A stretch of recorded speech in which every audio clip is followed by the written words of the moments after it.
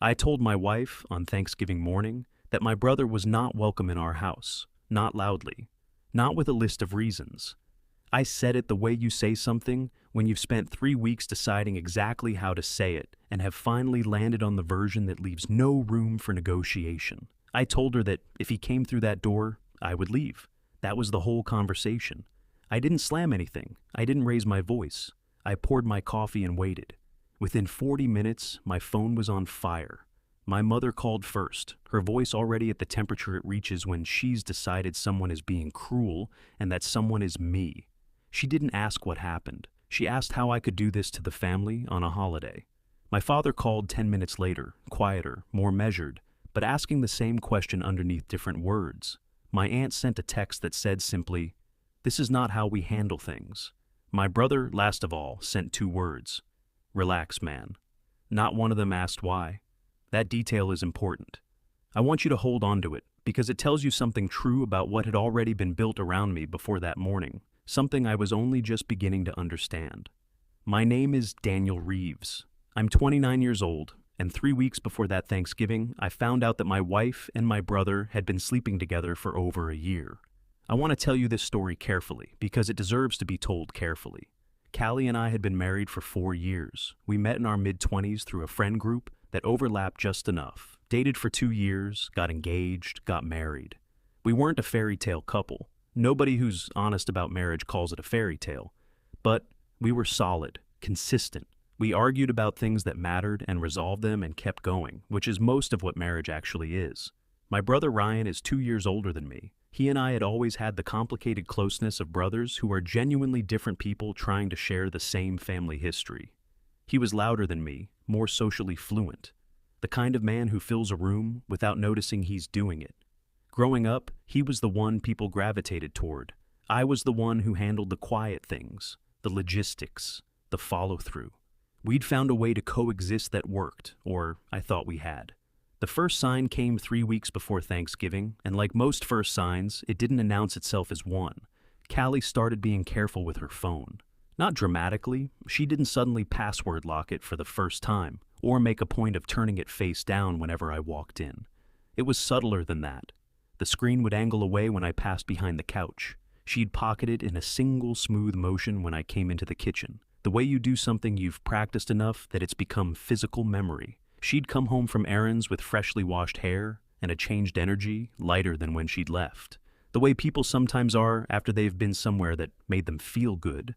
I noticed all of this. I want to be clear that I noticed it, because part of what came later involved a version of me being described as someone who didn't notice anything. One evening, I asked her directly if something was wrong. She set down whatever she was doing, crossed the room, wrapped both arms around me, pressed her face against my shoulder and said, "You're my safe place. Nothing's wrong." I held on to that. More than I should have, maybe. But I held on to it because it was what I needed to hear, and because some part of me understood that if I kept pulling at the thread, I would eventually find out what was attached to it. The confirmation came about a week later, from a direction I hadn't expected. My phone died in the middle of a work call. I grabbed Callie's phone off the counter to finish it. She'd offered it to me before without hesitation, so I didn't think twice. I unlocked it, opened the dialer, and a message notification dropped down from the top of the screen. The contact name was just a letter. E, the message said, "I miss you already." I finished the call. I set the phone back down on the counter. I stood in my kitchen for approximately 30 seconds, looking at nothing in particular. Then I picked the phone back up and opened the conversation. I don't know how long I stood there reading, long enough that the light in the kitchen changed as the sun moved. The conversation was months long. I scrolled slowly, the way you move through something when part of you already knows what you're going to find, but another part is still hoping for a different explanation. There were photos, some taken in places I didn't recognize, others taken in locations I recognized immediately. Our living room, our couch, the specific angle of late afternoon light that came through the window on the west side of our apartment. Inside jokes I'd overheard before and thought nothing of. References to conversations, to evenings, to moments that I now understood had happened in my own home, in my own life, while I was somewhere nearby or not far away. And then, near the middle of the thread, a photo that removed any remaining possibility of misreading what I was looking at. It was a close-up, a man's wrist resting on a woman's thigh. The tattoo on that wrist was one I had watched my brother get at 23, a design he'd thought about for years. I'd driven him to the parlor. I put the phone down. I didn't call anyone. I didn't go to where Callie was in the other room. I sat down on the kitchen floor with my back against the cabinet, and I stayed there for a while, not crying, not planning, just letting the full weight of it settle where it needed to settle before I decided what to do next. When I finally talked to her, it wasn't that night. I waited 2 more days because I needed to be sure I was going to be someone I recognized when that conversation happened. She was in the living room reading when I sat down across from her and told her I'd seen the messages. I had expected panic. I had expected denial or tears or a long, complicated explanation that tried to make the timeline make sense. What I got instead was something I've turned over in my mind 100 times since. She looked at me for a moment, and then something at the corner of her mouth moved. Not quite a smile. More like the expression of someone who has been waiting for a door to open and is relieved it finally has. She said, "Well, I don't have to deal with you anymore." She said it calmly, like she'd been holding it ready for a while and was glad to finally set it down. She told me then, with the same flat composure, that the affair had been going on for over a year. She said Ryan understood her in ways she'd been waiting for me to understand, but never managed to. She said I had been emotionally absent from our marriage without realizing it. She talked about her plans, her future, the way people talk about something that has already been decided and is simply waiting to begin. I listened to all of it. I didn't argue with any of it. When she was done, I went to the bedroom, packed a duffel bag with what I needed for a few days, and left. I told no one the reason, not my parents, not my friends, not a single person. I just stopped being available and let the silence do what silence does. From the outside, I understand what that looked like. It looked like I had become suddenly difficult, inexplicably cold, unreasonable about holidays and family dinners. It looked like the problem was me. That was not an accident. The apartment I moved into temporarily was a furnished short-term rental 2 miles from the house I still legally owned. I want to be precise about that detail. The house was mine. I'd bought it before the marriage, refinanced under both our names at her request 2 years in, but the original deed and the down payment were entirely mine, and the prenuptial agreement we'd signed, which Callie had agreed to without apparent concern at the time, because at the time she had no reason to think it would ever matter, was clear about how premarital assets were classified. I had a lawyer by the end of the first week. His name was Graham Foster, and I found him through a referral from a colleague who'd gone through a difficult divorce 2 years earlier. Graham was direct in the way I needed him to be. He told me to document everything, touch nothing financial without his approval, and say as little as possible to anyone in my family until we understood the full picture.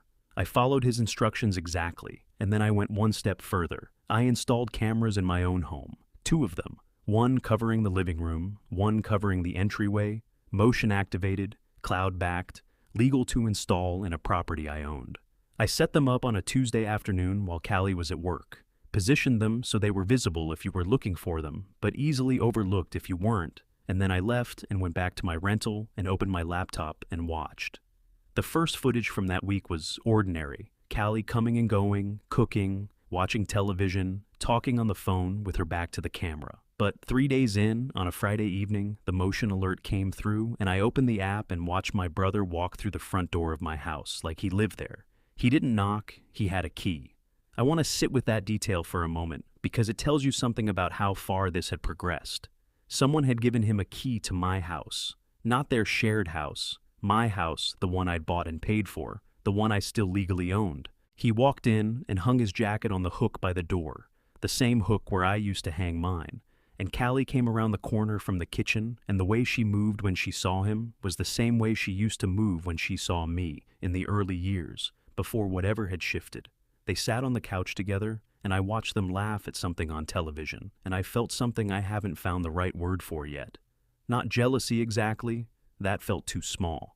More like the specific pain of watching something familiar and beloved operate in your total absence, as though it had never needed you to exist. I watched 3 more evenings that way over the following 2 weeks. I took notes. I saved clips. I cross-referenced the footage against text messages I had already saved from Callie's phone and against dates that matched things she'd told me about her schedule during the year prior. Evenings she'd said she was with girlfriends, weekends she'd said were work obligations. And somewhere in the middle of all of that, watching and documenting, I started understanding something larger than the affair itself. My family had been receiving a version of me that I had not authorized. I understood this because of a conversation I overheard through the camera's audio on a Thursday night, 2 weeks before Thanksgiving. Ryan and Callie were sitting at the kitchen table, and he was asking her how she thought the family would react when everything came out. She told him she'd been laying groundwork for months. She used that word, groundwork. She said she'd been talking to his mother, to their aunt, to Ryan's friends, about how I'd been pulling away, how I'd been cold, how she'd been walking on eggshells because I was unpredictable when I was upset. She hadn't been describing her marriage. She'd been pre-writing the response to its end.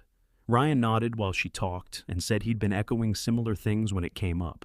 He said the family would understand once everything was in the open. He sounded genuinely convinced of this, which is the part that still baffles me most. Not the betrayal itself, but the architecture of justification they had built around it, the way they had apparently talked themselves into believing that the story they were telling was the true one. I saved that clip separately, labeled clearly, and forwarded it to Graham. 2 weeks before Thanksgiving, they called me. Together, on a video call, sitting side by side, Ryan's arm behind Callie on the couch they had apparently made theirs. They said they wanted to be honest with me. They said they were in love and wanted to handle the situation with maturity and respect.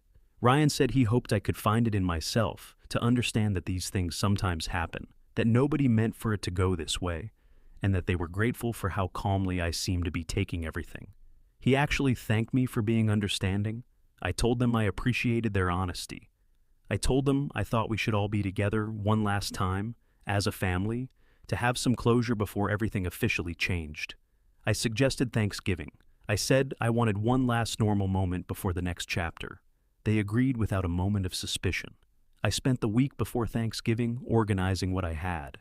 Graham had already reviewed everything for any legal implications. There were none. The documentation was solid, and he noted again that the prenup made the financial picture about as clear as these things could be. What I was building wasn't for the divorce. The divorce was already handled. What I was building was for the moment when my family sat in my living room and I had one last opportunity to show them, without argument, without the drama of my word against theirs, exactly what had happened inside the story they'd been told. I bought a good HDMI cable. I tested the connection between my phone and the television twice. Thanksgiving morning, I got up early and started cooking. The family arrived in waves, the way they always did. My mother and father first, my mother carrying the sweet potato casserole she brought to every holiday. My father in the burgundy sweater he wore every Thanksgiving, without variation. My aunt and her husband after that, their teenage son trailing behind with his face in his phone. 2 cousins who lived nearby. Ryan and Callie arrived together, which nobody seemed to find unusual, which told me the groundwork had been more effective than even I had understood. The house was warm and loud in the way holiday houses get. Overlapping conversations, the smell of food. My mother directing traffic around the kitchen with the authority she reserved for large gatherings. Ryan was charming in the way he was always charming. Callie moved through the rooms with a comfort that I observed from a slight distance, watching her navigate my family with the ease of someone who had thoroughly prepared for this specific audience. I cooked, and I listened, and I spoke when spoken to, and I gave nobody anything to react to. When the food was on the table and everyone had settled into their seats, I stood up. The room quieted the way rooms do when someone stands with intention. I said I wanted to share something before we ate. I said I'd been doing a lot of reflecting over the past few weeks, and that there were some things I felt the family deserved to know, and that I thought the best way to share them was to show rather than tell. I connected my phone to the television. I want to be accurate about what followed, because I've seen versions of stories like this described as dramatic or theatrical, and what I actually did was neither of those things. There was no speech, no confrontation, no pointing, no raised voice. I had organized everything chronologically, messages first, screenshots with visible dates and the contact name E clearly displayed, then the photos, then 2 audio clips from the living room camera, then the video from the Thursday night conversation, where Callie used the word groundwork, and Ryan confirmed he'd been echoing the same narrative to our family.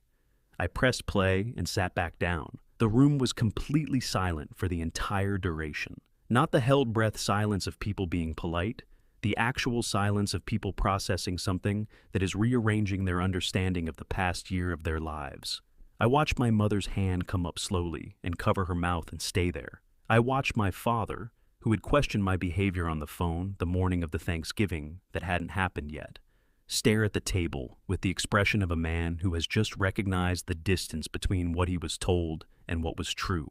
My aunt made a sound that wasn't quite a word. The teenage cousin had looked up from his phone and didn't look back down. Ryan tried to say something when the video ended. He got about 4 words out before whatever he was attempting to construct fell apart. I've thought about those 4 words since, tried to remember exactly what they were, and I can't. What I remember is that he couldn't finish the sentence and that nobody in the room moved to help him finish it. Callie had slid sideways out of her chair sometime during the video. Not dramatically, just the slow, quiet collapse of someone whose legs stopped working beneath them.